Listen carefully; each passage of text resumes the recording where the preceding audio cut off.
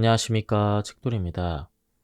오늘 소개해드릴 책은 불안의 끝에서 쇼펜하우어, 절망의 끝에서 니체입니다.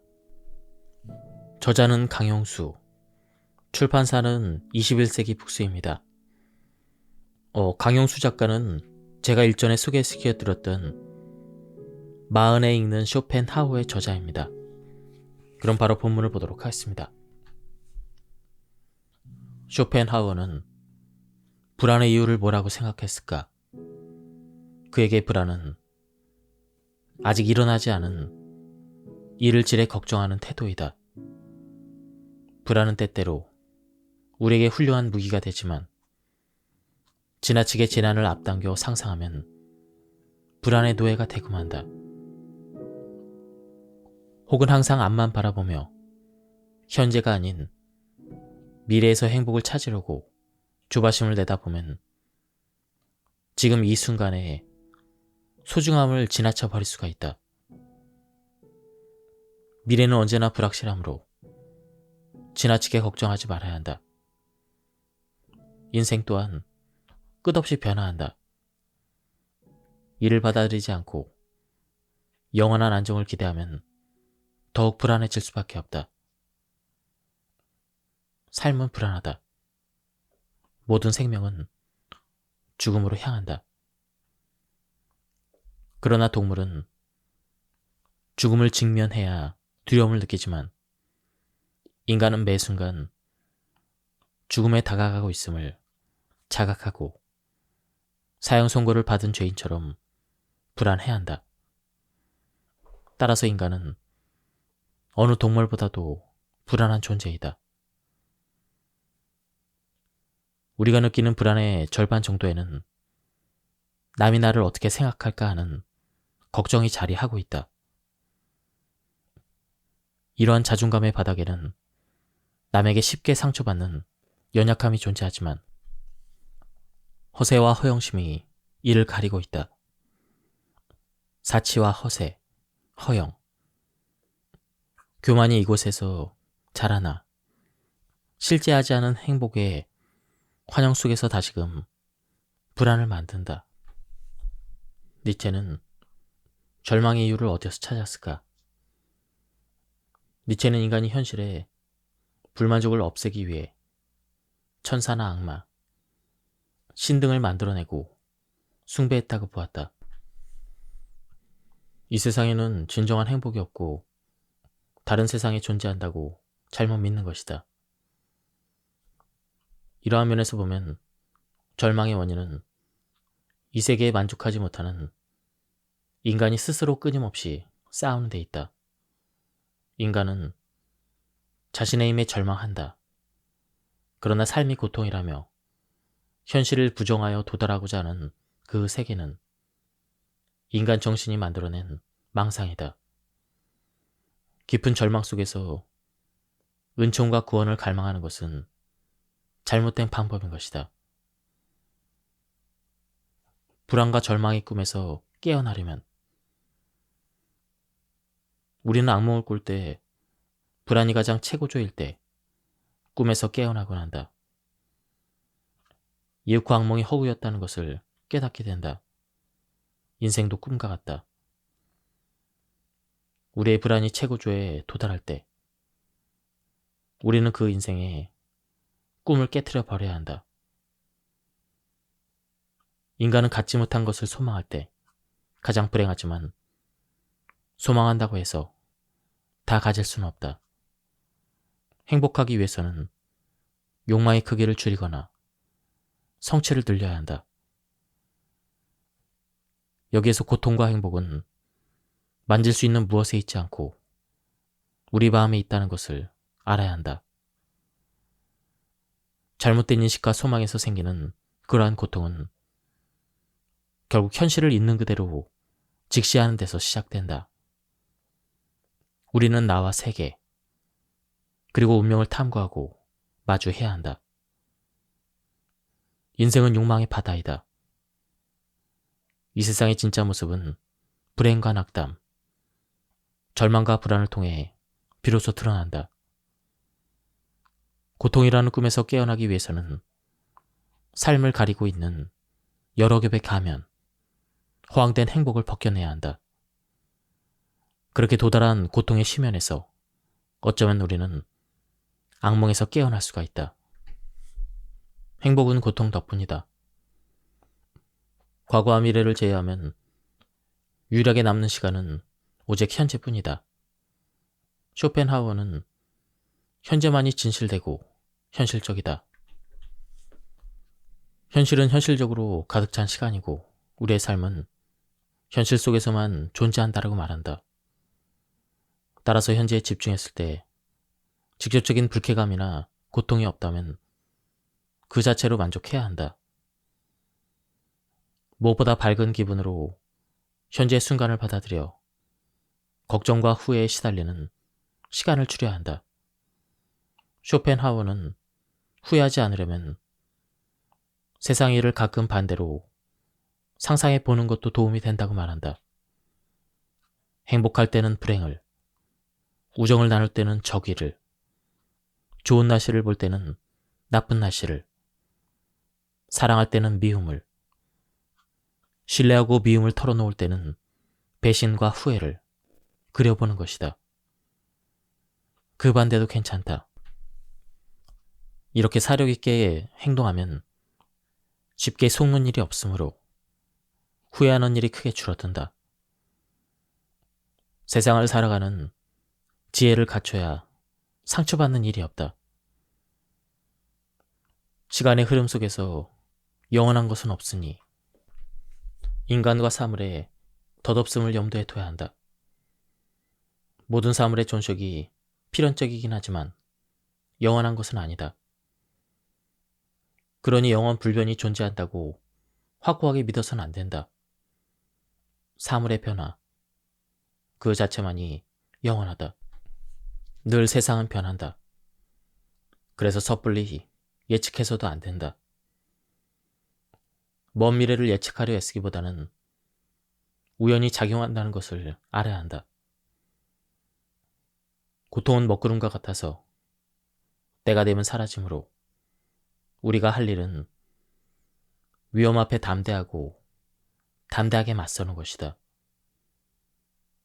인간의 삶에서 고난과 결핍, 실패가 없다면 사람은 쉽게 오만해진다. 세상이 너무 손쉬워 더 이상 아무 노력도 하지 않을 것이다. 그런 세상에서 과연 우리는 행복할까? 아무 고통 없이 모든 것을 이룰 수 있다면 사람들은 오히려 무료함과 무력감과 우울감에 빠져 끝내 스스로 생을 마감할지도 모른다. 아니면 남을 괴롭히는 못된 짓을 해서라도 삶에 자극을 주는 고통을 만들어낼 것이다. 아이러니하게도 인간의 생존이 가능한 것은 고통 덕분이다. 결핍과 따분함은 인생의 양극인 동시에 늘 함께 존재한다. 외로워서 누군가를 만나고 사랑에 빠지지만 막상 결혼하면 인의 권태기가 찾아온다. 경제적 결핍도 마찬가지다. 성서는 낙타가 바늘기로 들어가는 것이 부자가 하나님의 나라로 들어가는 것보다 쉬우니라 라며 영원한 구원을 얻기 위해서는 경제적 고난이 필요함을 강조한다. 따라서 영혼의 구원을 얻으려는 사람이 부잣집에서 태어났다면 자발적으로 가난을 선택할 수도 있다. 왕자로 태어난 부처 석가모니도 자발적으로 문전걸식을 하는 생활을 선택했다. 삶을 지나치게 미워하지도 과하게 사랑하지도 말라. 착하게 살든 악하게 살든 상을 받든 벌을 받든 누구나 죽는다는 사실은 결코 다르지 않다. 생명을 연장하면서까지 삶에 집착할 필요도 없고 그렇다고 빨리 생을 끝내는 것이 최상도 아니다. 신조차도 나의 죽음을 결정할 순 없다. 우리가 할 수 있는 것은 현재 삶에 집중하는 것 뿐이다. 인간은 열망하던 것을 막상 손에 쥐면 이내 무덤덤해지며 더 좋은 것을 열망한다. 그러다가 그것을 잃고 나면 후회하며 그리워한다. 우리는 종종 현재를 잠시 지나가는 것, 목적에 이르는 길, 과도기 정도로 가볍게 여긴다. 그런 의식 속에서 현재는 아무것도 아닌 것이 된다. 그러다가 생애의 마지막 순간이 돼서야 함부로 흘려보낸 날들에 대한 아쉬움과 현재의 진정한 가치를 깨닫는다. 과거에 대한 후회와 미래에 대한 부질없는 걱정으로 우리는 또 얼마나 많은 이 순간을 그냥 스쳐 보내는가. 모든 생명은 신비하고 소중하며 모든 삶에는 의미와 목적이 있다. 이 순간에 집중하고 현재를 온전히 누릴 때 생명의 가치와 삶의 의미가 살아난다. 그 날들 속에 불쑥 고통이 찾아오기도 할 테지만 우리가 행복을 느낄 수 있는 것은 바로 그 고통 때문이다. 외로움을 친구로 둬라. 쇼펜하우어는 인간은 누구나 혼자 있을 수 없다. 결국 모든 행복은 얼마나 혼자 잘 견딜 수 있는가에 달렸다. 라고 말한다. 뛰어난 정신력을 지녀 내면이 풍부한 사람은 자신의 행복을 위해 다른 사람을 필요로 하지 않는다. 반면에 내면이 비어있는 사람은 자기 자신에게서 도망쳐 타인과 덧없는 시간을 보낸다. 나의 행복을 내 안에서 찾는 것이 아니라 타인을 통해 찾으려는 것이다. 하지만 인간은 고독 속에 있을 때 자신이 지닌 본래의 모습이 드러난다. 고독으로 돌아가려 할 때 우리는 진정으로 그 고유의 모습을 찾을 수가 있다. 무쏘의 뿔처럼 혼자서 가라. 생각이 깊고 상상력이 풍부한 사람은 삶의 활력과 생기가 넘치지만 어리석은 바보는 따분함에 시달린다. 정신이 빈약하고 천박한 사람일수록 누군가와 어울리길 좋아한다. 고독은 나 자신에게 온전히 몰입하는 순간이기도 하다. 나이가 들고 주위 사람들이 하나둘씩 곁을 떠나면 고독의 중요성이 더 크게 느껴진다. 사랑이나 승진, 명예에 대한 욕망은 사라지게 된다. 그리고 나 자신에게 가장 중요한 게 무엇인지 알게 된다. 탁월하고 풍부한 개성, 특히 뛰어난 정신을 지닌 사람은 행복의 혜택을 누린다. 이들은 추운 겨울날 혼자서도 크리스마스를 즐길 수가 있다. 우리는 늘 행복의 내적 원천인 고독의 샘을 고갈하지 않도록 해야 한다. 고독의 샘은 관직이나 금전, 세속적 인기를 탐하는 저급한 취향이 아니라 독립과 여가, 절제와 절약을 통해 지킬 수가 있다. 밖에서 찾는 즐거움과 이익을 위해서 내면의 손실을 만들어서는 안 되는 것이다. 부귀영화, 지위, 사치, 칭호와 명예를 위해 자신의 안정과 여가와 독립을 희생하는 것은 어리석은 일이다. 고독 속에서 자신의 위대함을 찾는 사람은 다른 사람에게서 행복을 찾을 수가 없다. 정신적으로 우월한 사람일수록 무리에 속해 있는 삶이 불편하게 느낀다. 고독을 견디며 사랑할 수 있는 사람은 진정 위대한 사람이다. 인간은 저마다 개성과 욕망이 다르므로 타인과 완전히 하나가 될 수가 없다. 우리는 관계 속에서 끊임없이 부딪히며 불협화음을 만들어낸다. 인간이 완전히 하나 될 수 있는 것은 나와 나 자신뿐이며 다른 사람과는 불가능하다. 자신의 비밀을 털어놓을 수 있는 대상 역시 나 자신이다. 우정과 사랑, 결혼을 통한 친밀한 관계에서도 비밀을 털어놓아서는 안 된다. 쇼펜하우어는 그에 대해서 이렇게 말한다. 마음의 진정하고 심원한 평화이자 완전한 내면의 평정, 즉 건강 다음으로 가장 중요한 이 세상의 재화는 고독에서만 발견할 수 있으며 철저한 온둔 상태에서만 지속적인 기분을 가질 수가 있다. 그럴 경우 자신의 자아가 크고 풍요롭다면 이 가련한 세상에서 얻을 수 있는 가장 행복한 상태를 누릴 수가 있다.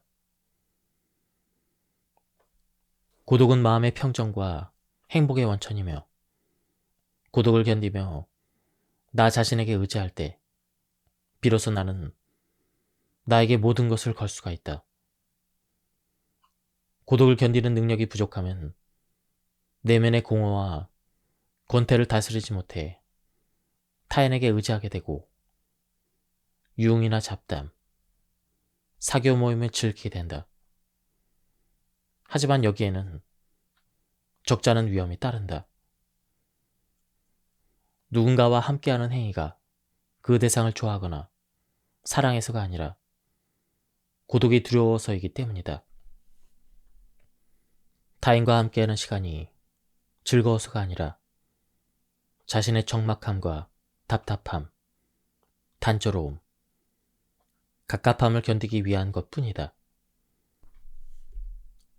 불필요한 만남에 회의가 들기 시작하면 비로소 고독이 주는 장점을 깨닫게 된다. 쇼펜하우어는 지적으로 뛰어난 사람은 고독으로 두 가지 이점을 얻는다.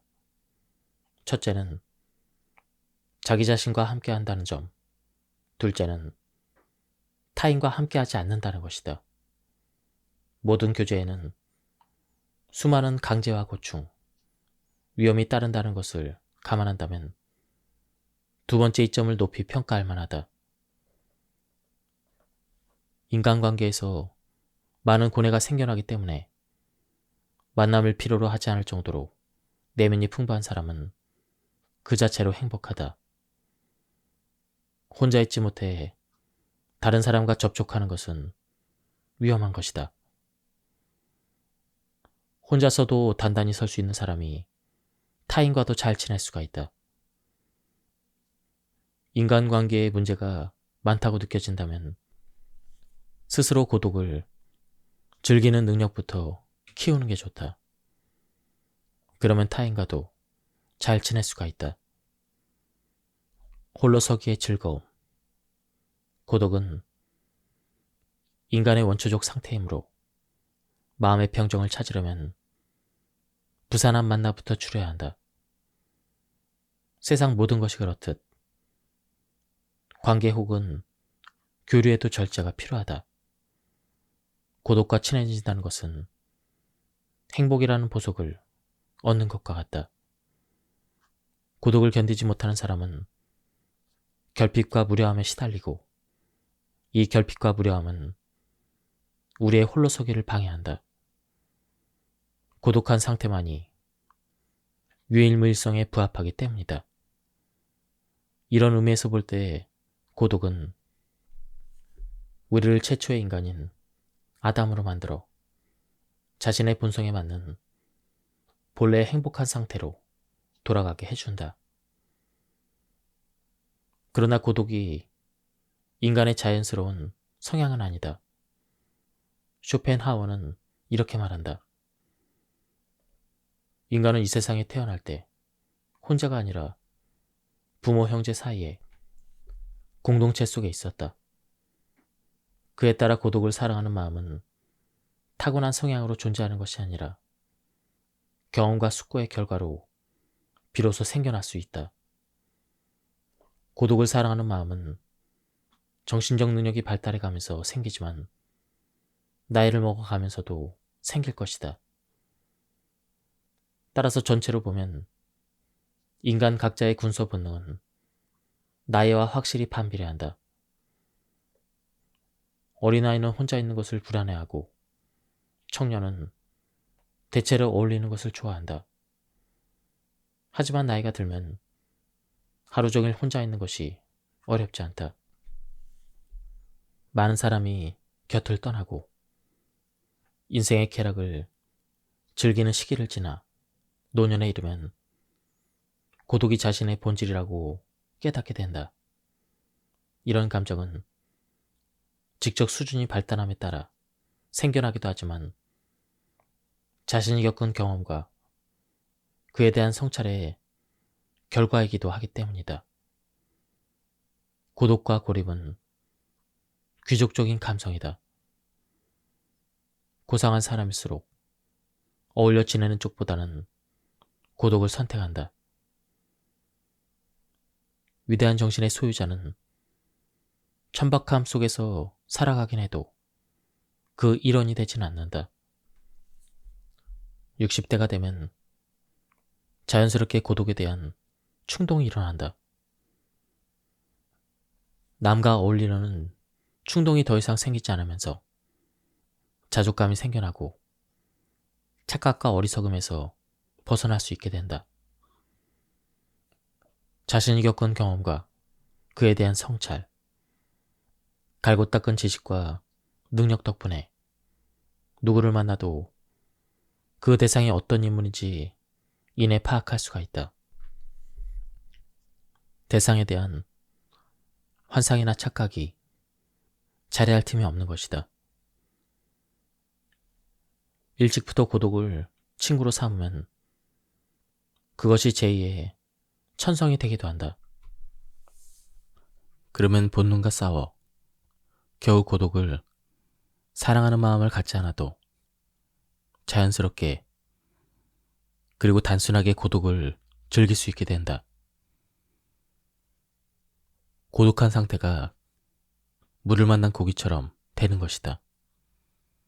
탁월한 개성, 남달리 돋보이는 개성을 지닌 사람은 자신의 본질적인 고립으로 인해 젊은 시절에는 압박감을 크게 느끼지만 노년에는 오히려 홀가분한 기분을 갖게 된다.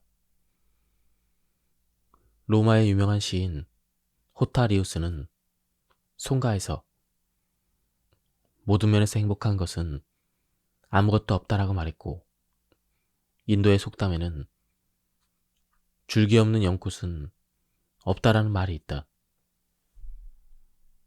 마찬가지로 고독에도 많은 장점과 더불어 사소한 단점과 고충도 분명 존재한다. 하지만 남들과 어울려 지낼 때 따라오는 위협에 비하면 그것은 아주 미미하다. 쇼펜하워는 친구가 없이 강아지 한 마리와 평생을 지낸 것으로 알려져 있다. 그는 고독을 통해 더 크게 성장할 수가 있었다. 고독을 잘 즐기는 것이 곧 행복에 이르는 길이다. 니체가 말하는 행복한 삶은 자연과 더불어 사는 고독한 전원 생활이다. 산속에서 자연을 거울 삼아 혼자 살아가려면 우선 속세를 떠나야 한다. 진정한 행복을 원한다면 산속에서 홀로 고독을 느껴라. 무엇보다 돈에 대한 관심에서 멀어져야 한다. 전원 생활에서 느끼는 행복은 장사를 떠나 자연 속의 거울 속에서 가족과 편안함을 느끼는 것이다. 가장 큰 기쁨은 산속에서 고독이 자신을 들여다보는 것과 같은 침묵에서 적막한 사랑을 느끼는 것이다.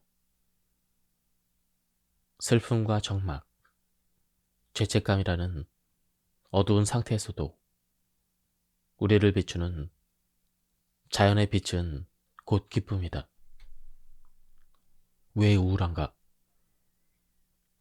인생이라는 연극 무대에서는 누구나 각자의 역할이 있다. 누구는 재벌 역할을, 누구는 하인 역할을, 누구는 거지 역할을 맡긴 하지만 그 안을 자세히 들여다보면 모두 다 고통에 시달린다. 비극을 감추고 연기하는 희극 배우에 불과하다. 인생의 행복과 불행은 지위와 부에 따라 결정되는 것이 아니다. 인간이 겪는 고통의 양식은 틀리지만 본질은 궁핍의 고통과 과잉의 권태 그 두 가지이다. 쇼펜하워는 정도의 차이는 있다 해도 그것이 신분과 부, 즉 역할에 따른 차이는 결코 아니다. 다시 말해 인간에게 있고 인간에게 일어나는 모든 것은 언제나 그 자신의 의식 속에 있고 그 의식에서 일어나는 것이므로 분명 의식 자체의 성질이 무엇보다 중요하다라고 말한다.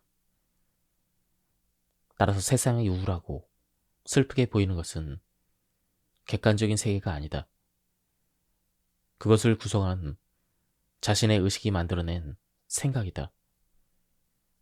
명랑한 사람은 감옥 안에서도 잘 지낼 수가 있다. 인간의 행복과 불행, 고뇌와 평안의 감정은 주관적으로 구성이 된다.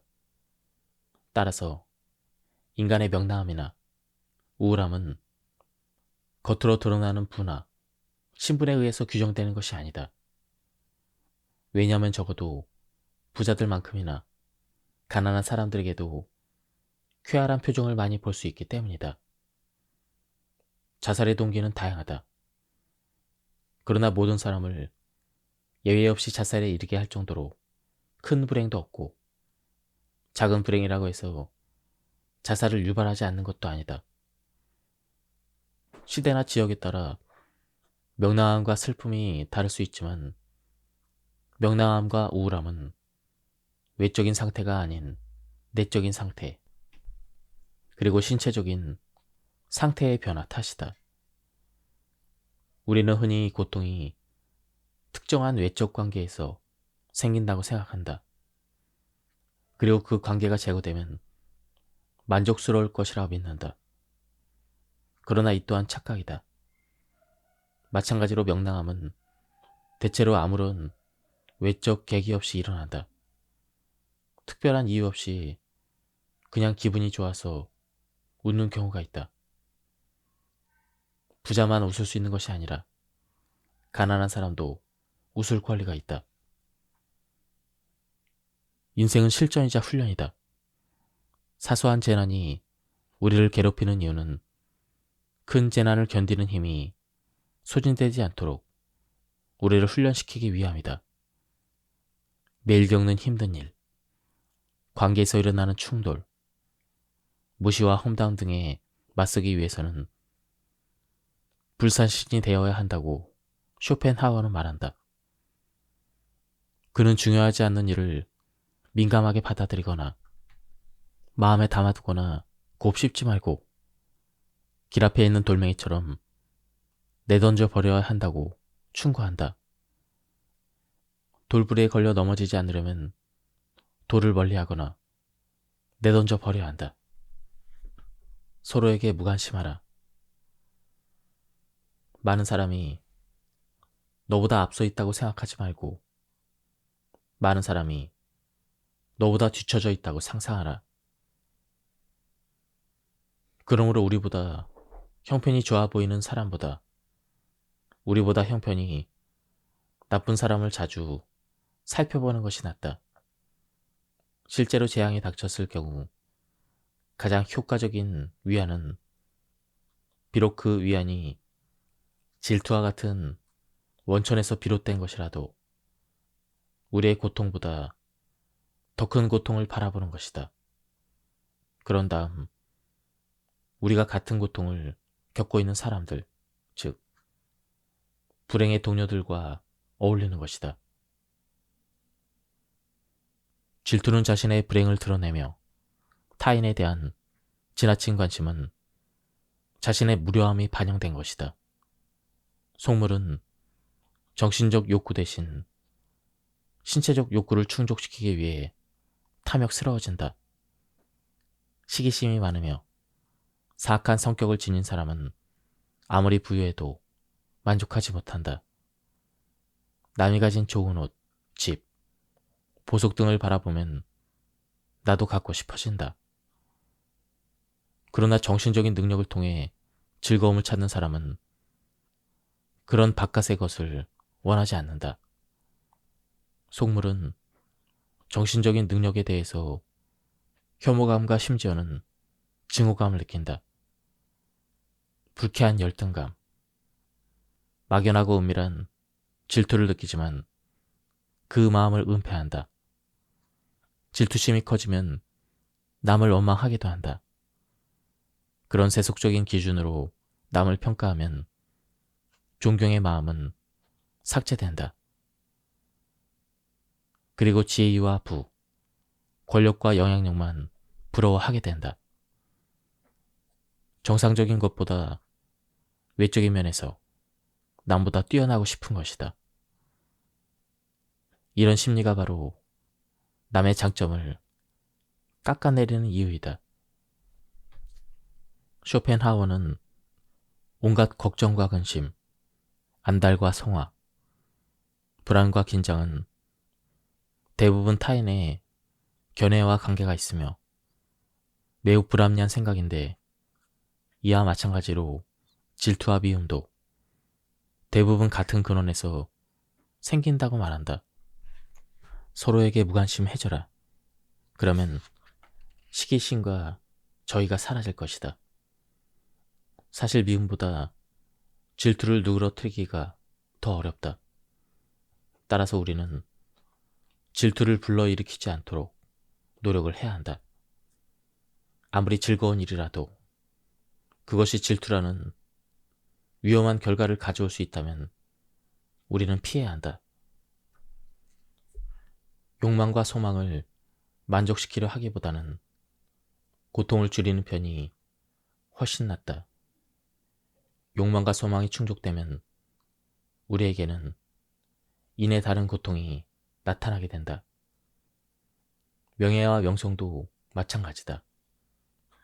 명예욕이라는 이기심이 충족되면 다시 다른 형태의 고통에 시달린다. 고통 뒤에는 우울과 불안, 공허가 찾아오기 때문에 사람들은 고통을 줄일 방법을 찾게 된다. 우리가 겪는 고뇌보다 더 큰 고통을 생각하면 우리의 고통은 진정되게 된다. 다른 사람의 고뇌를 보면 나의 고뇌는 누그러진다. 다른 사람의 고뇌를 바라봄으로써 자신의 고뇌를 완화시키는 동시에 다른 사람의 고뇌를 자신의 힘이 발현된 것으로 인식하게 된다. 연민과 공감을 느끼는 것이다. 삶의 본질은 고통이다. 인생은 행복이라는 달콤한 유혹이 아니라 죽음에 대한 공포 때문에 견디는 것이다. 이 죽음은 우리 배후에 버티고 있어 피하려고 해도 피할 수 없고 어느 때라도 다가올 수가 있다. 인간의 삶은 대부분 끊임없는 투쟁에 불과하며 결국 죽음에 패배하는 것처럼 보이게 된다. 인생은 항해와 같다. 많은 암초와 소용돌이를 피하려 신중하고 조심스럽게 배를 조종해도 죽음이라는 난파를 피할 순 없다.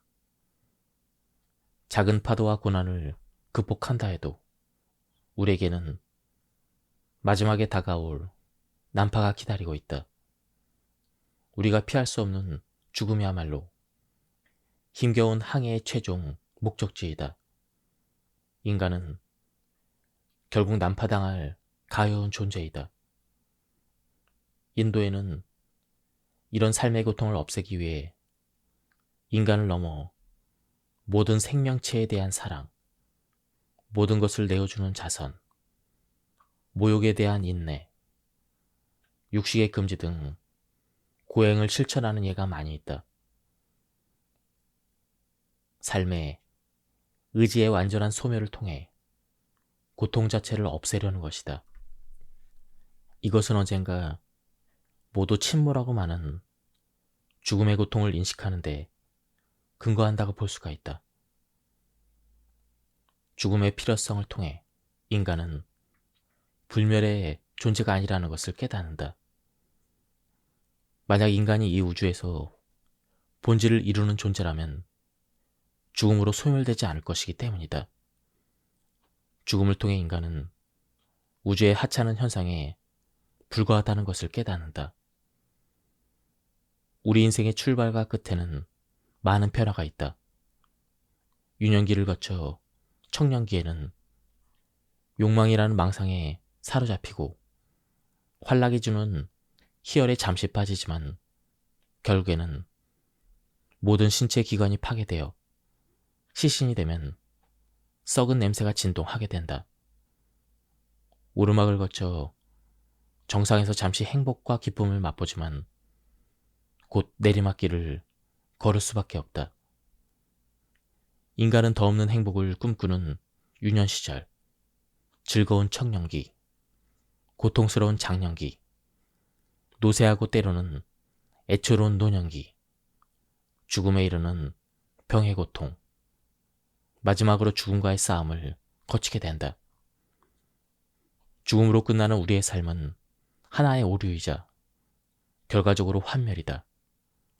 쇼펜하워는 인생에서 벌어지는 일을 만화경에 비유한다. 인생은 여러 가지 형태가 있지만 늘 같은 요소를 가지고 있다. 왕이든 거지든 재벌이든 치민이든 삶의 본질은 고통이라는 것이다. 많은 일들이 운에 의해 행복이 되기도 하고 불행이 되기도 한다. 하지만 그 인생의 바탕에는 죽음에 대한 불안이 자리 잡고 있다. 사람마다 다양한 일을 겪지만 종국에는 비슷하다. 따라서 우리의 인생에서 벌어지는 일은 만화경 속의 그림과 같다. 들릴 때마다 다른 그림이 보이는 것 같지만 눈앞에 있는 그림은 사실 언제나 변함이 없다. 운명에 맞서는 세 가지 힘. 쇼펜하워는 세상을 지배하는 세 가지 힘이 있다고 말을 하고 있다. 첫째는 현명함이다. 우리는 인생의 항로를 예측할 수 없다. 매 순간 우리는 선택과 결정 앞에 놓이지만 우리의 판단력에는 한계가 있다. 한치 앞을 예상할 수 없으니 더욱 그렇다. 내가 지금 할 수 있는 것은 미래에 펼쳐질 운명을 알아내는 게 아니라 바로 지금 내 눈앞에 이를 결정하는 것 뿐이다. 세찬 바람과 높은 파도를 헤치며 우리는 목적지를 향해 나아갈 수가 있다. 그러나 그렇게 가고 있다고 믿는 것일 뿐, 실제로는 목적지가 아닌 곳으로 향하는 경우가 많이 있다. 세상 일이란 나의 의도와 결과가 일치하지 않는 경우가 부지기수이다. 그런 점에서 우리의 인생 항로는 직선이 아니라 오히려 대각선에 가깝다. 몇 가지 시행착오를 거치면서 우리는 인생 항로의 결정 앞에 자신이 너무 어리석다는 사실을 확인하게 된다. 현명함은 여러 경험을 통한 그 뒤에 얻을 수가 있다. 사실 항해에서 필요한 것은 현명함이 아니라 바로 본능이다. 우리에게는 두뇌보다 더 현명한 것이 있다. 다시 말해 우리는 인생 항로의 커다란 국면, 즉 주된 단계에서 무엇이 옳은지 분명히 인식하고 행동하는 것이 아니라 우리 존재의 아주 깊은 바닥에서 나오는 내적인 충동, 말하자면 본능에 따라 행동하는 것이다. 지혜는 나중에 여러 경험을 통해 생겨난다. 그것은 잘못된 항해를 비판할 때나 쓸모가 있는 것이다. 그러나 실제 처음 항해할 때는 큰 도움이 되지 못한다. 둘째는 운이다. 쇼펜하워는 인생에서 운이 가장 큰 역할을 한다고 말한다. 우리 인생을 항해하는 배에 비유하면 행운이나 불운 같은 운명은 바람의 역할을 한다. 순풍은 우리를 앞으로 나아가게 하고 역풍은 우리를 뒤로 떠밀려 가게 하며 우리의 노력은 노를 젓는 것 같다. 그러나 파도가 거세고 바람이 강해지면 우리의 노력은 힘을 잃는다. 오랜 노력으로 앞을 향해 나아가더라도 예상치 못한 세찬 바람이 불어닥치면 다시 제자리로 돌아오거나 혹은 그보다 더 뒤로 밀려나기도 한다. 이처럼 인생에는 행운이 따르는 순간이 있는가 하면 예상치 못한 불운도 함께한다. 우연은 인간이 결정할 수 없는 힘이다.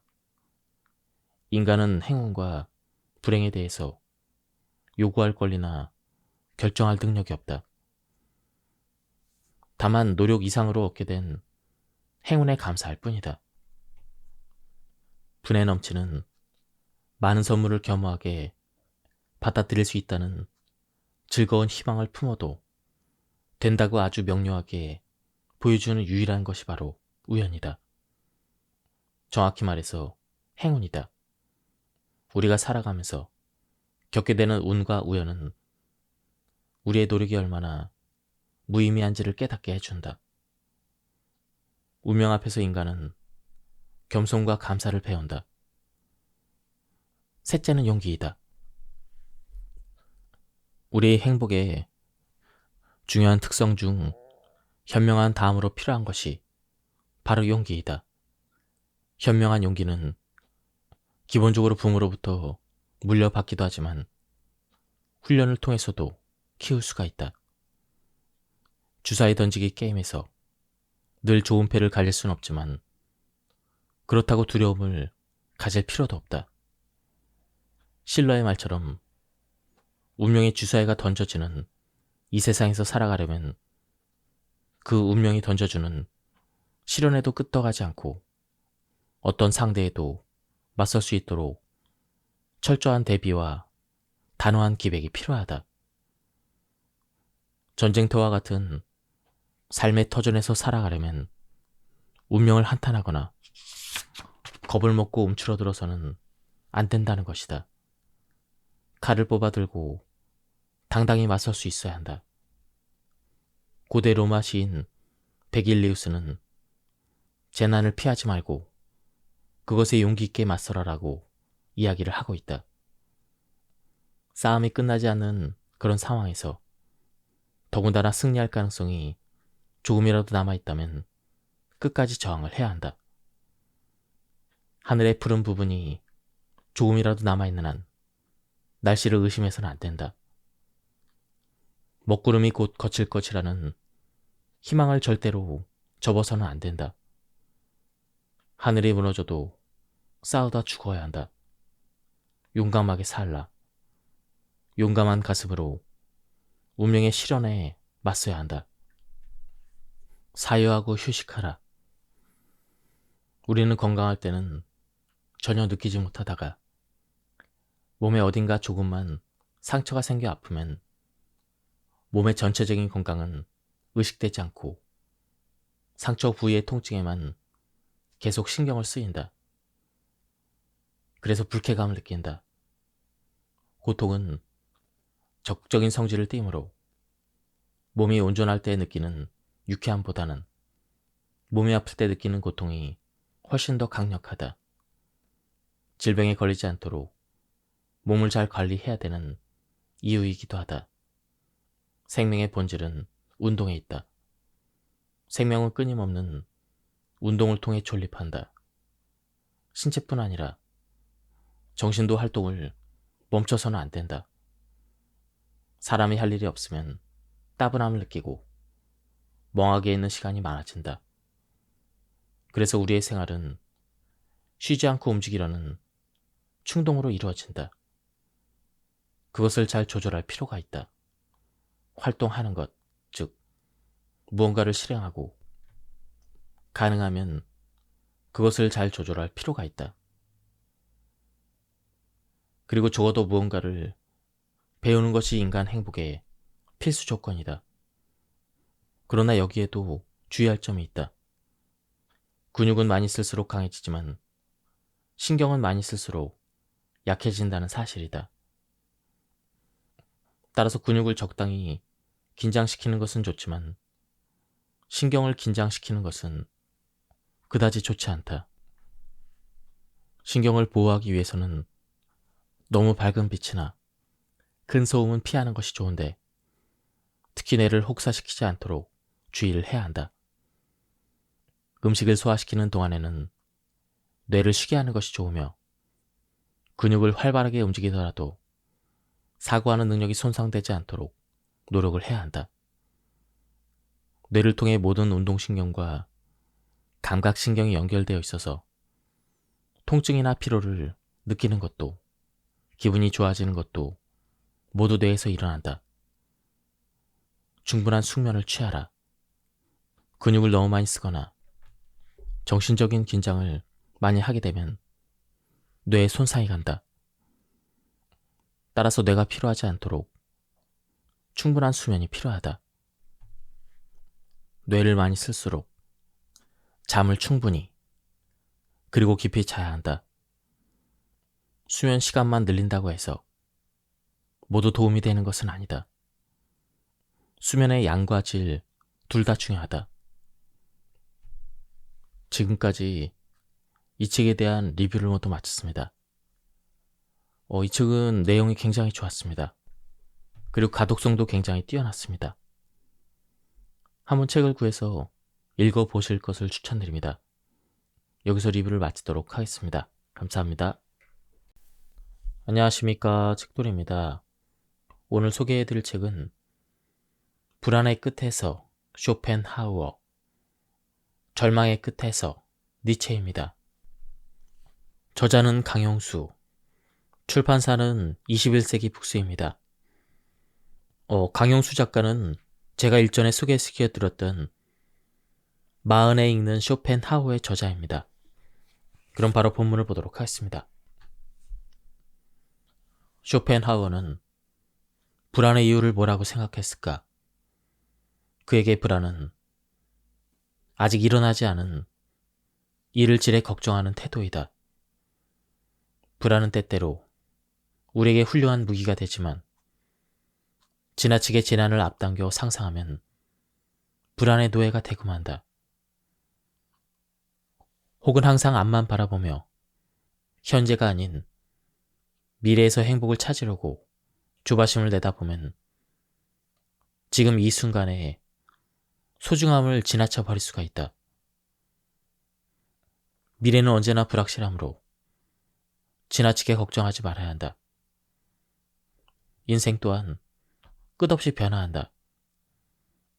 이를 받아들이지 않고 영원한 안정을 기대하면 더욱 불안해질 수밖에 없다.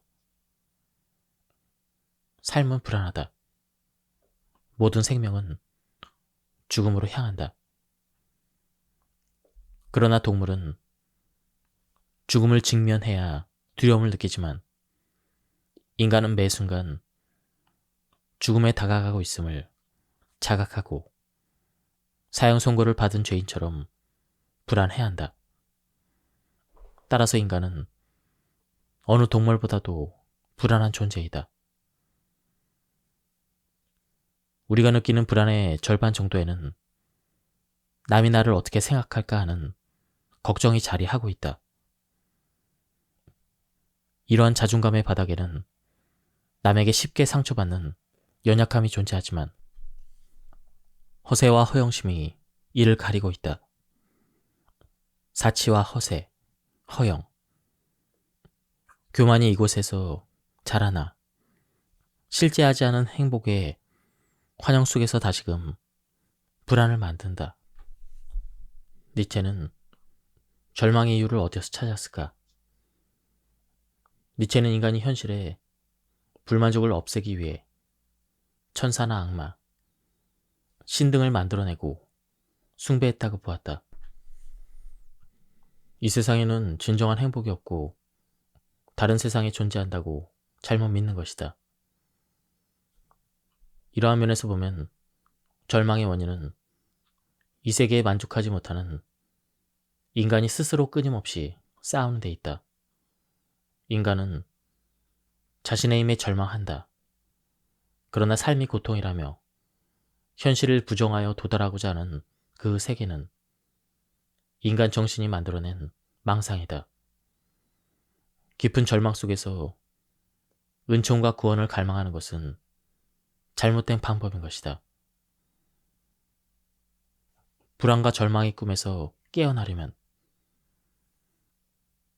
우리는 악몽을 꿀 때 불안이 가장 최고조일 때 꿈에서 깨어나곤 한다. 이윽고 악몽이 허구였다는 것을 깨닫게 된다. 인생도 꿈과 같다. 우리의 불안이 최고조에 도달할 때 우리는 그 인생에 꿈을 깨트려 버려야 한다. 인간은 갖지 못한 것을 소망할 때 가장 불행하지만 소망한다고 해서 다 가질 수는 없다. 행복하기 위해서는 욕망의 크기를 줄이거나 성취를 늘려야 한다. 여기에서 고통과 행복은 만질 수 있는 무엇에 있지 않고 우리 마음에 있다는 것을 알아야 한다. 잘못된 인식과 소망에서 생기는 그러한 고통은 결국 현실을 있는 그대로 직시하는 데서 시작된다. 우리는 나와 세계, 그리고 운명을 탐구하고 마주해야 한다. 인생은 욕망의 바다이다. 이 세상의 진짜 모습은 불행과 낙담, 절망과 불안을 통해 비로소 드러난다. 고통이라는 꿈에서 깨어나기 위해서는 삶을 가리고 있는 여러 겹의 가면, 허황된 행복을 벗겨내야 한다. 그렇게 도달한 고통의 심연에서 어쩌면 우리는 악몽에서 깨어날 수가 있다. 행복은 고통 덕분이다. 과거와 미래를 제외하면 유일하게 남는 시간은 오직 현재뿐이다. 쇼펜하우어는 현재만이 진실되고 현실적이다. 현실은 현실적으로 가득 찬 시간이고 우리의 삶은 현실 속에서만 존재한다라고 말한다. 따라서 현재에 집중했을 때 직접적인 불쾌감이나 고통이 없다면 그 자체로 만족해야 한다. 무엇보다 밝은 기분으로 현재의 순간을 받아들여 걱정과 후회에 시달리는 시간을 줄여야 한다. 쇼펜하우어는 후회하지 않으려면 세상의 일을 가끔 반대로 상상해 보는 것도 도움이 된다고 말한다. 행복할 때는 불행을, 우정을 나눌 때는 적의를, 좋은 날씨를 볼 때는 나쁜 날씨를, 사랑할 때는 미움을, 신뢰하고 미움을 털어놓을 때는 배신과 후회를 그려보는 것이다. 그 반대도 괜찮다. 이렇게 사력 있게 행동하면 쉽게 속는 일이 없으므로 후회하는 일이 크게 줄어든다. 세상을 살아가는 지혜를 갖춰야 상처받는 일이 없다. 시간의 흐름 속에서 영원한 것은 없으니 인간과 사물의 덧없음을 염두에 둬야 한다. 모든 사물의 존속이 필연적이긴 하지만 영원한 것은 아니다. 그러니 영원 불변이 존재한다고 확고하게 믿어서는 안 된다. 사물의 변화, 그 자체만이 영원하다. 늘 세상은 변한다. 그래서 섣불리 예측해서도 안 된다. 먼 미래를 예측하려 애쓰기보다는 우연히 작용한다는 것을 알아야 한다. 고통은 먹구름과 같아서 때가 되면 사라지므로 우리가 할 일은 위험 앞에 담대하게 맞서는 것이다. 인간의 삶에서 고난과 결핍, 실패가 없다면 사람은 쉽게 오만해진다. 세상이 너무 손쉬워 더 이상 아무 노력도 하지 않을 것이다. 그런 세상에서 과연 우리는 행복할까?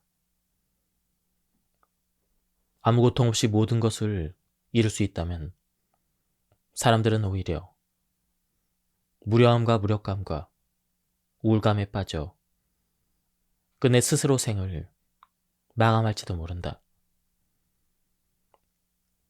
아니면 남을 괴롭히는 못된 짓을 해서라도 삶에 자극을 주는 고통을 만들어낼 것이다. 아이러니하게도 인간의 생존이 가능한 것은 고통 덕분이다.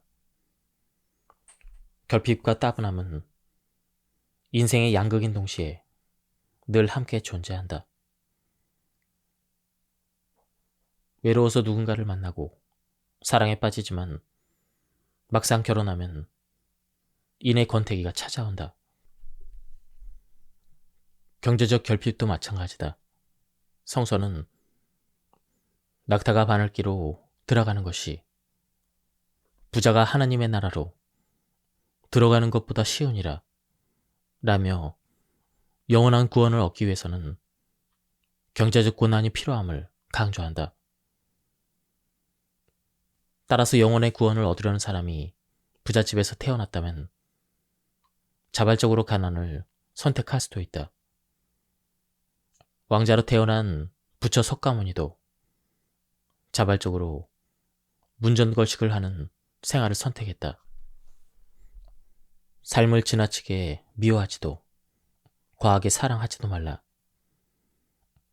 착하게 살든 악하게 살든 상을 받든 벌을 받든 누구나 죽는다는 사실은 결코 다르지 않다.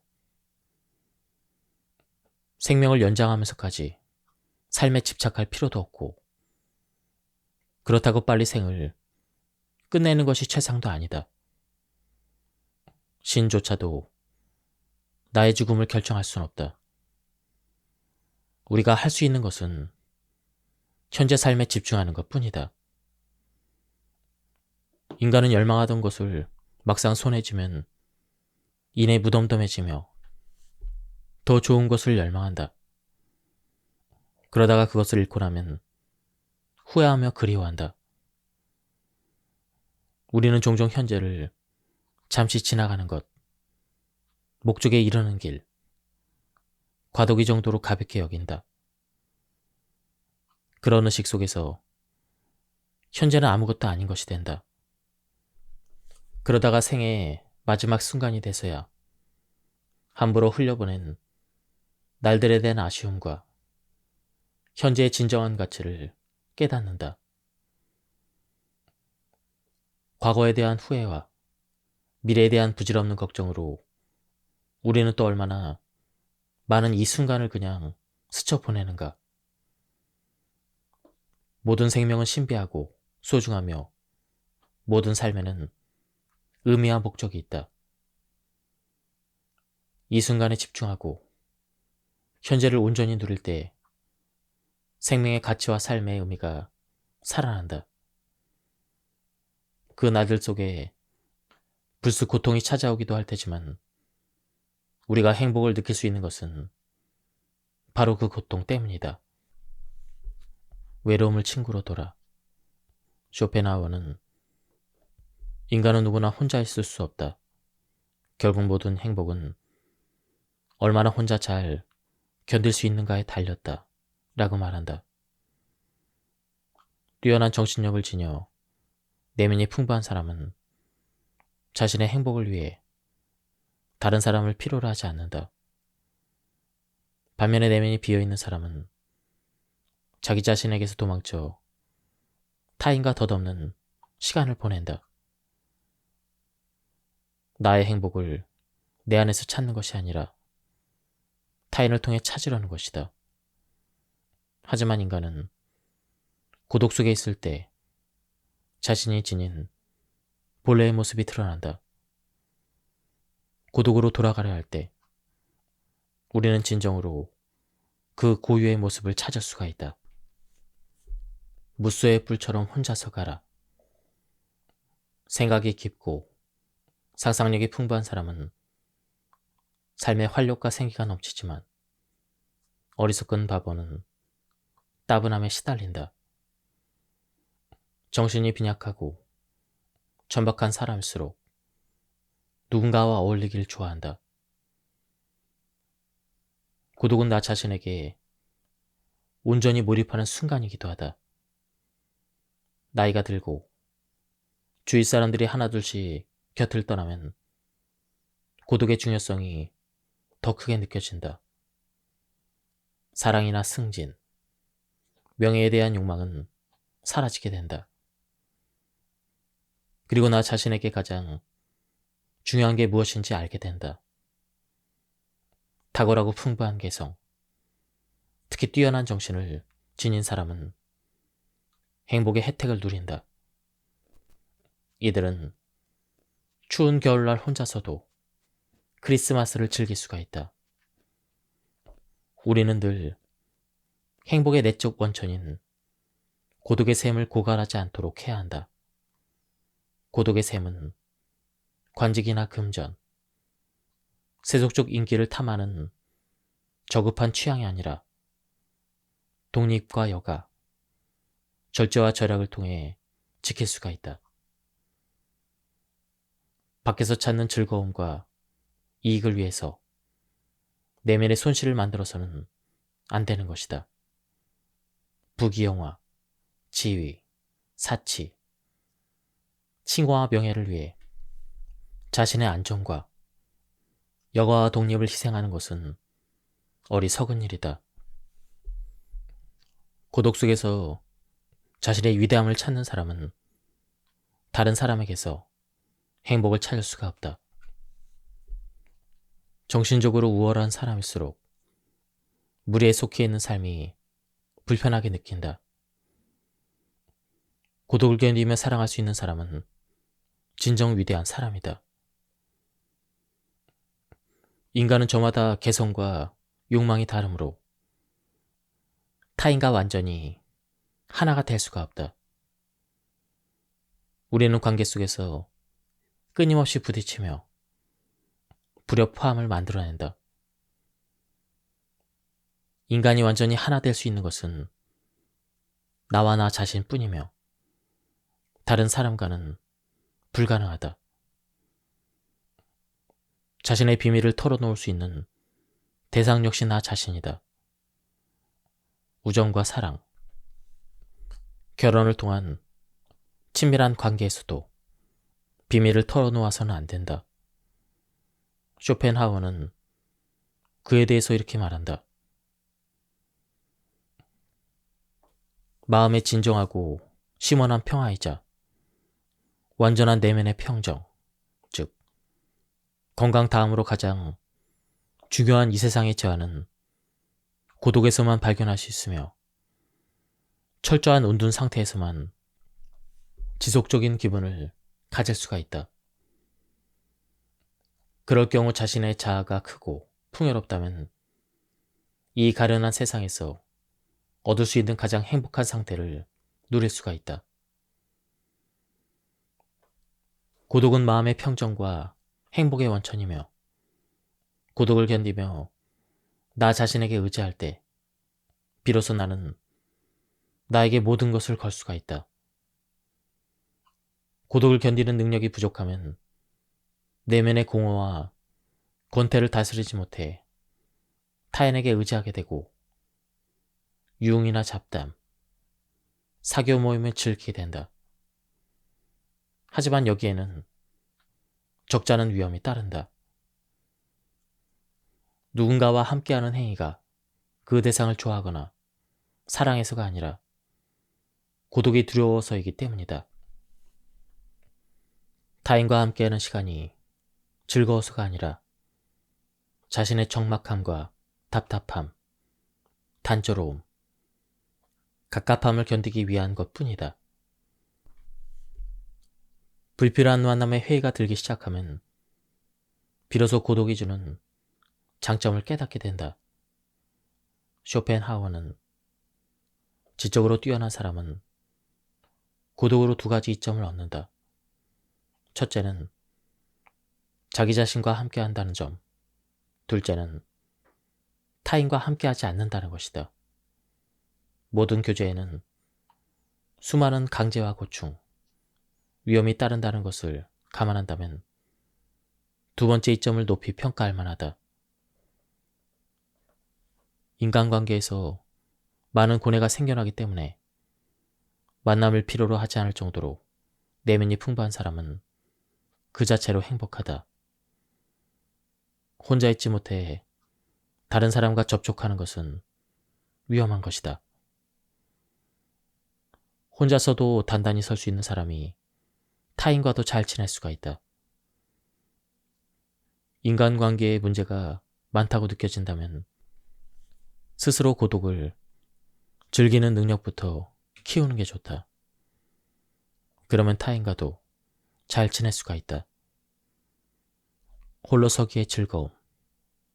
고독은 인간의 원초적 상태이므로 마음의 평정을 찾으려면 부산한 만나부터 줄여야 한다.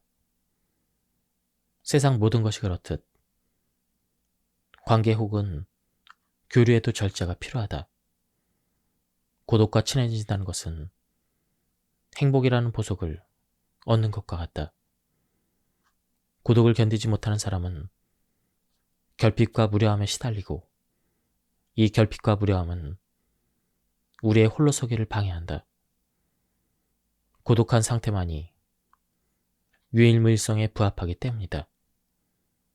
이런 의미에서 볼 때 고독은 우리를 최초의 인간인 아담으로 만들어 자신의 본성에 맞는 본래의 행복한 상태로 돌아가게 해준다. 그러나 고독이 인간의 자연스러운 성향은 아니다. 쇼펜하우어는 이렇게 말한다. 인간은 이 세상에 태어날 때 혼자가 아니라 부모 형제 사이에 공동체 속에 있었다. 그에 따라 고독을 사랑하는 마음은 타고난 성향으로 존재하는 것이 아니라 경험과 숙고의 결과로 비로소 생겨날 수 있다.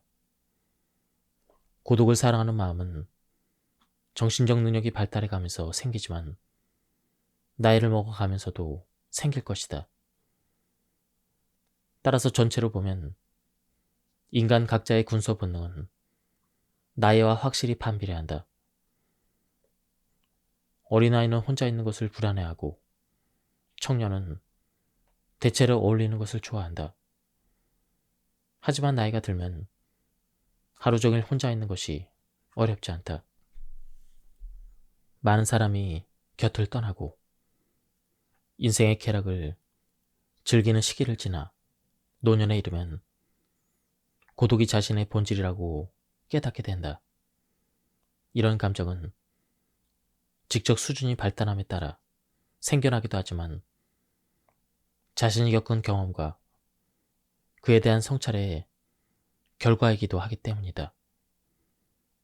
고독과 고립은 귀족적인 감성이다. 고상한 사람일수록 어울려 지내는 쪽보다는 고독을 선택한다. 위대한 정신의 소유자는 천박함 속에서 살아가긴 해도 그 일원이 되진 않는다.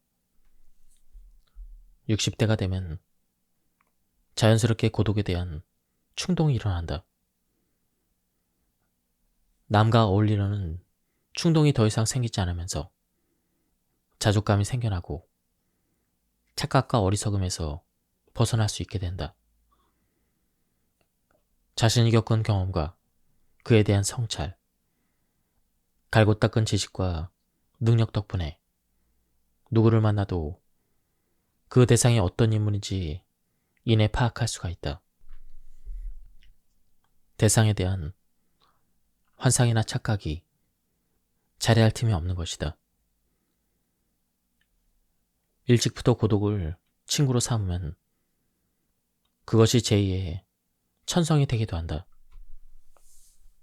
그러면 본능과 싸워 겨우 고독을 사랑하는 마음을 갖지 않아도 자연스럽게 그리고 단순하게 고독을 즐길 수 있게 된다.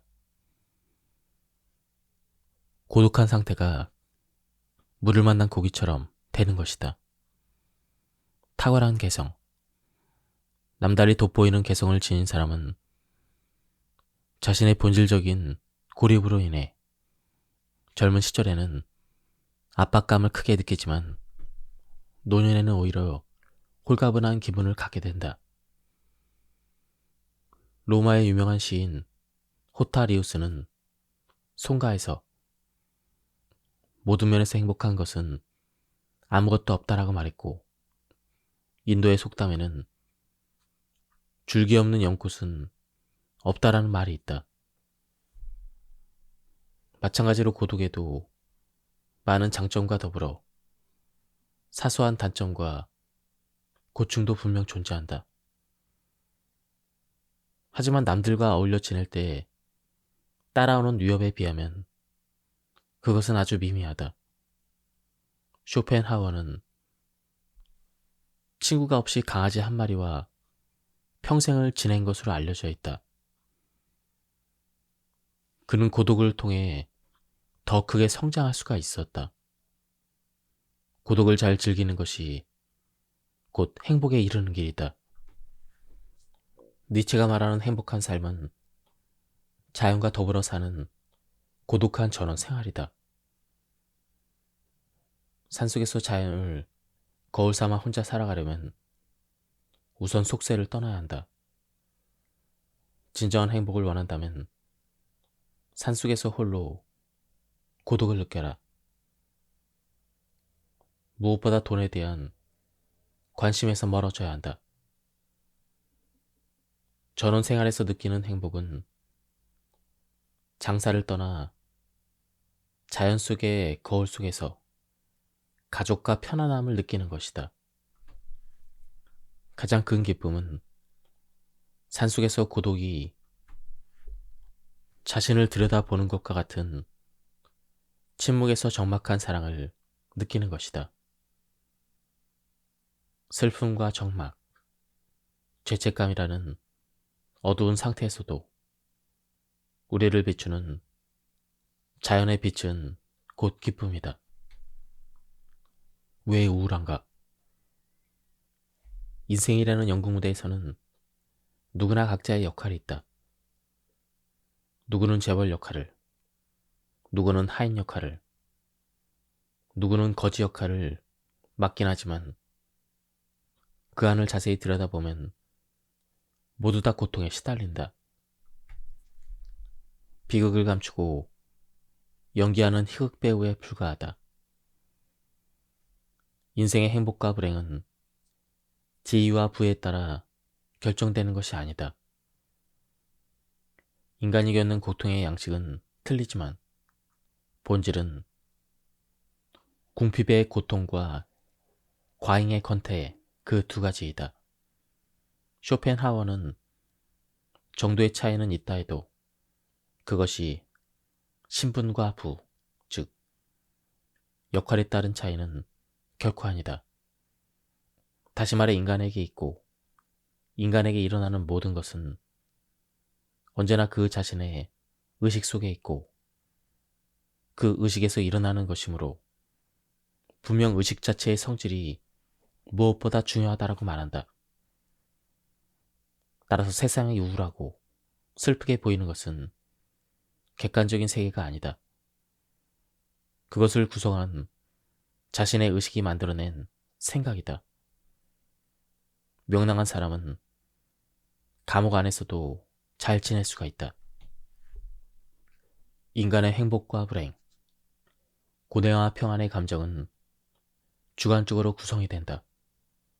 따라서 인간의 명랑함이나 우울함은 겉으로 드러나는 부나 신분에 의해서 규정되는 것이 아니다. 왜냐하면 적어도 부자들만큼이나 가난한 사람들에게도 쾌활한 표정을 많이 볼 수 있기 때문이다. 자살의 동기는 다양하다. 그러나 모든 사람을 예외 없이 자살에 이르게 할 정도로 큰 불행도 없고 작은 불행이라고 해서 자살을 유발하지 않는 것도 아니다. 시대나 지역에 따라 명랑함과 슬픔이 다를 수 있지만 명랑함과 우울함은 외적인 상태가 아닌 내적인 상태, 그리고 신체적인 상태의 변화 탓이다. 우리는 흔히 고통이 특정한 외적 관계에서 생긴다고 생각한다. 그리고 그 관계가 제거되면 만족스러울 것이라고 믿는다. 그러나 이 또한 착각이다. 마찬가지로 명랑함은 대체로 아무런 외적 계기 없이 일어난다. 특별한 이유 없이 그냥 기분이 좋아서 웃는 경우가 있다. 부자만 웃을 수 있는 것이 아니라 가난한 사람도 웃을 권리가 있다. 인생은 실전이자 훈련이다. 사소한 재난이 우리를 괴롭히는 이유는 큰 재난을 견디는 힘이 소진되지 않도록 우리를 훈련시키기 위함이다. 매일 겪는 힘든 일, 관계에서 일어나는 충돌, 무시와 험담 등에 맞서기 위해서는 불사신이 되어야 한다고 쇼펜하우어는 말한다. 그는 중요하지 않는 일을 민감하게 받아들이거나 마음에 담아두거나 곱씹지 말고 길 앞에 있는 돌멩이처럼 내던져 버려야 한다고 충고한다.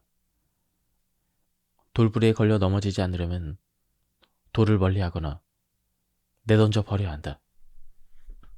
서로에게 무관심하라. 많은 사람이 너보다 앞서 있다고 생각하지 말고 많은 사람이 너보다 뒤처져 있다고 상상하라. 그러므로 우리보다 형편이 좋아 보이는 사람보다 우리보다 형편이 나쁜 사람을 자주 살펴보는 것이 낫다. 실제로 재앙이 닥쳤을 경우 가장 효과적인 위안은 비록 그 위안이 질투와 같은 원천에서 비롯된 것이라도 우리의 고통보다 더 큰 고통을 바라보는 것이다.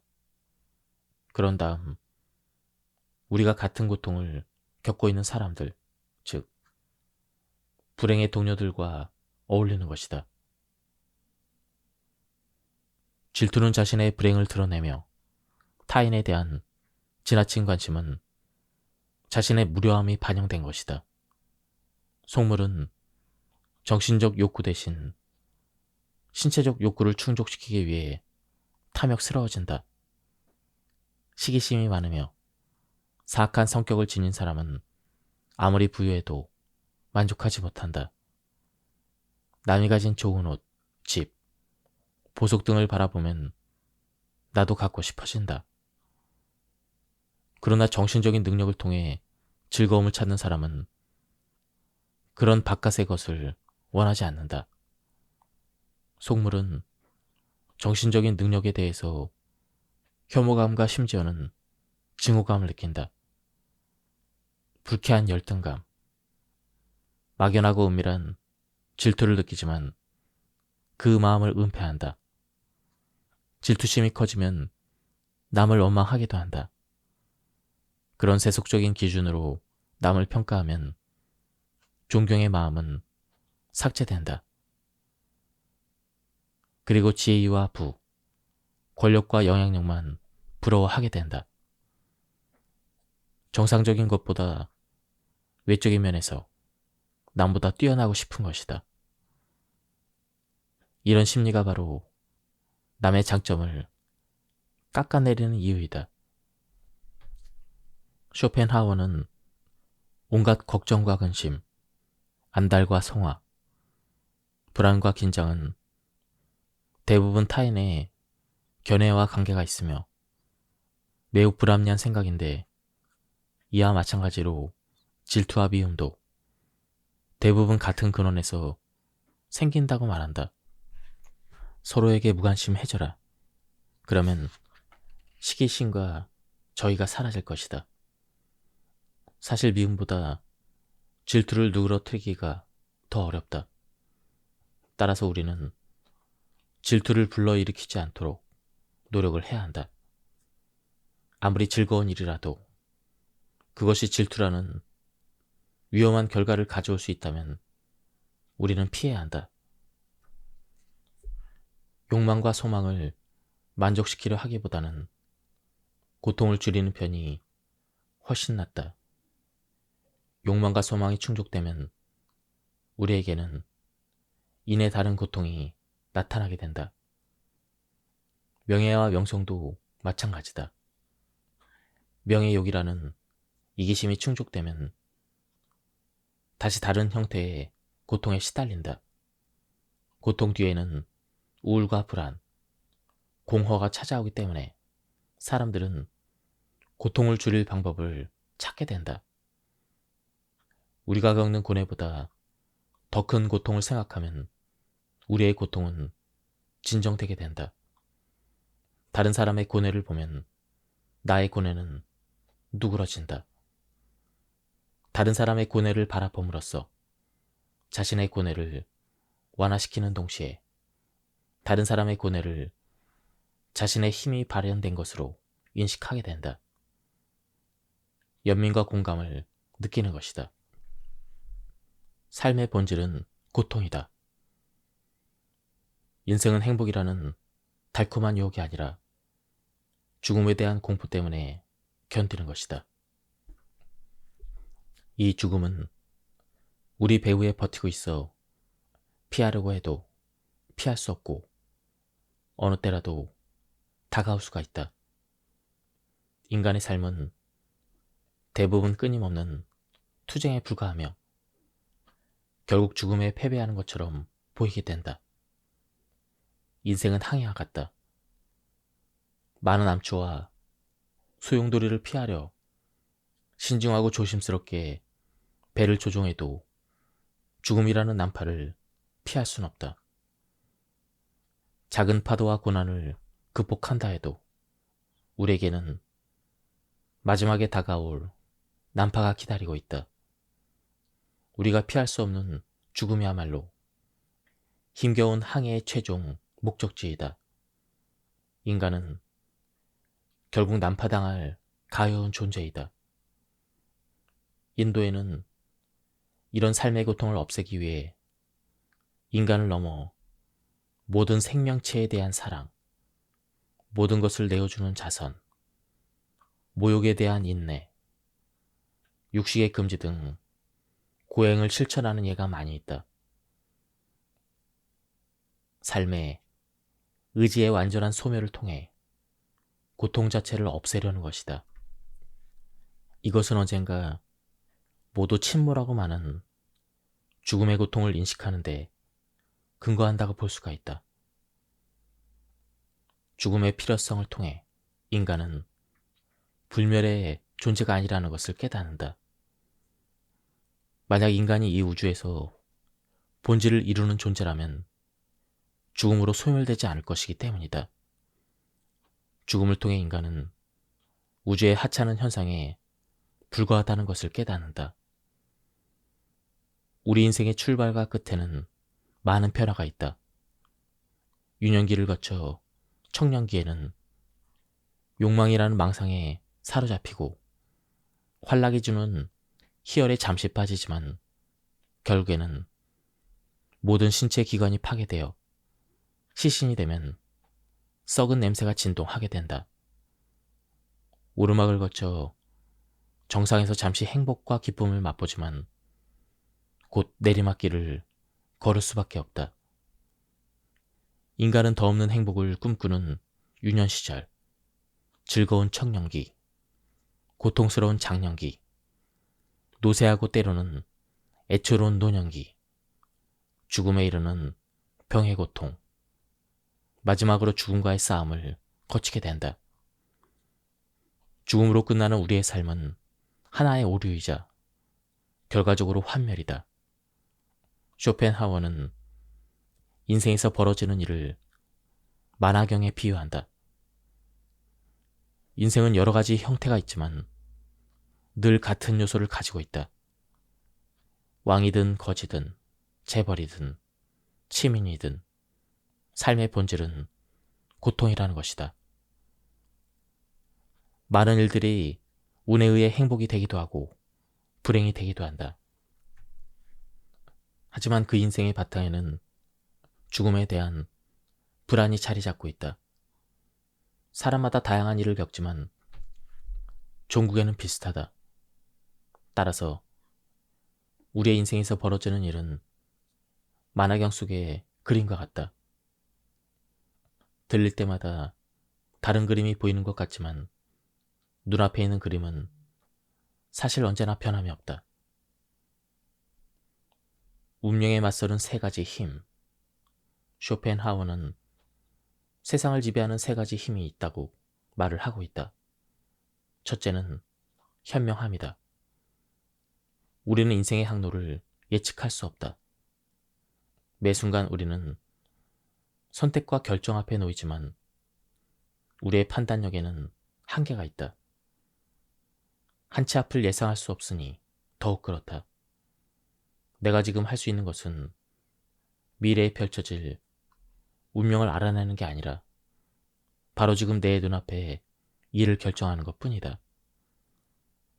세찬 바람과 높은 파도를 헤치며 우리는 목적지를 향해 나아갈 수가 있다.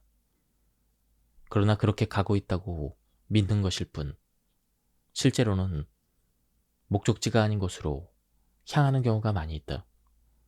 세상 일이란 나의 의도와 결과가 일치하지 않는 경우가 부지기수이다. 그런 점에서 우리의 인생 항로는 직선이 아니라 오히려 대각선에 가깝다. 몇 가지 시행착오를 거치면서 우리는 인생 항로의 결정 앞에 자신이 너무 어리석다는 사실을 확인하게 된다. 현명함은 여러 경험을 통한 그 뒤에야 얻을 수가 있다. 사실 항해에서 필요한 것은 현명함이 아니라 바로 본능이다. 우리에게는 두뇌보다 더 현명한 것이 있다. 다시 말해 우리는 인생 항로의 커다란 국면, 즉 주된 단계에서 무엇이 옳은지 분명히 인식하고 행동하는 것이 아니라 우리 존재의 아주 깊은 바닥에서 나오는 내적인 충동, 말하자면 본능에 따라 행동하는 것이다. 지혜는 나중에 여러 경험을 통해 생겨난다. 그것은 잘못된 항해를 비판할 때나 쓸모가 있는 것이다. 그러나 실제 처음 항해할 때는 큰 도움이 되지 못한다. 둘째는 운이다. 쇼펜하워는 인생에서 운이 가장 큰 역할을 한다고 말한다. 우리 인생을 항해하는 배에 비유하면 행운이나 불운 같은 운명은 바람의 역할을 한다. 순풍은 우리를 앞으로 나아가게 하고 역풍은 우리를 뒤로 떠밀려 가게 하며 우리의 노력은 노를 젓는 것과 같다. 그러나 파도가 거세고 바람이 강해지면 우리의 노력은 힘을 잃는다. 오랜 노력으로 앞을 향해 나아가더라도 예상치 못한 세찬 바람이 불어닥치면 다시 제자리로 돌아오거나 혹은 그보다 더 뒤로 밀려나기도 한다. 이처럼 인생에는 행운이 따르는 순간이 있는가 하면 예상치 못한 불운도 함께한다. 우연은 인간이 결정할 수 없는 힘이다. 인간은 행운과 불행에 대해서 요구할 권리나 결정할 능력이 없다. 다만 노력 이상으로 얻게 된 행운에 감사할 뿐이다. 분에 넘치는 많은 선물을 겸허하게 받아들일 수 있다는 즐거운 희망을 품어도 된다고 아주 명료하게 보여주는 유일한 것이 바로 우연이다. 정확히 말해서 행운이다. 우리가 살아가면서 겪게 되는 운과 우연은 우리의 노력이 얼마나 무의미한지를 깨닫게 해준다. 운명 앞에서 인간은 겸손과 감사를 배운다. 셋째는 용기이다. 우리의 행복의 중요한 특성 중 현명한 다음으로 필요한 것이 바로 용기이다. 현명한 용기는 기본적으로 부모로부터 물려받기도 하지만 훈련을 통해서도 키울 수가 있다. 주사위 던지기 게임에서 늘 좋은 패를 가질 순 없지만 그렇다고 두려움을 가질 필요도 없다.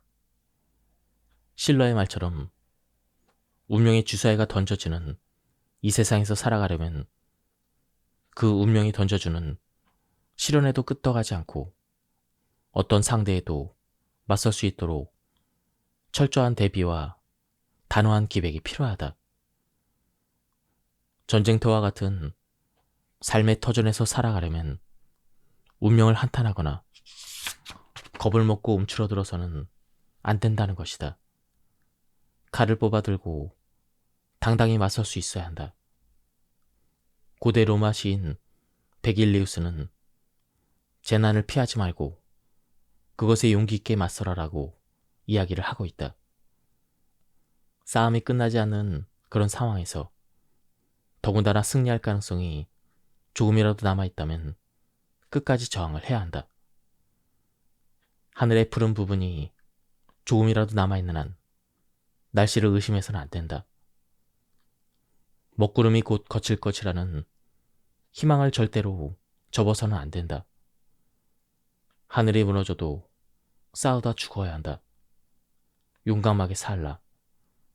용감한 가슴으로 운명의 시련에 맞서야 한다. 사유하고 휴식하라.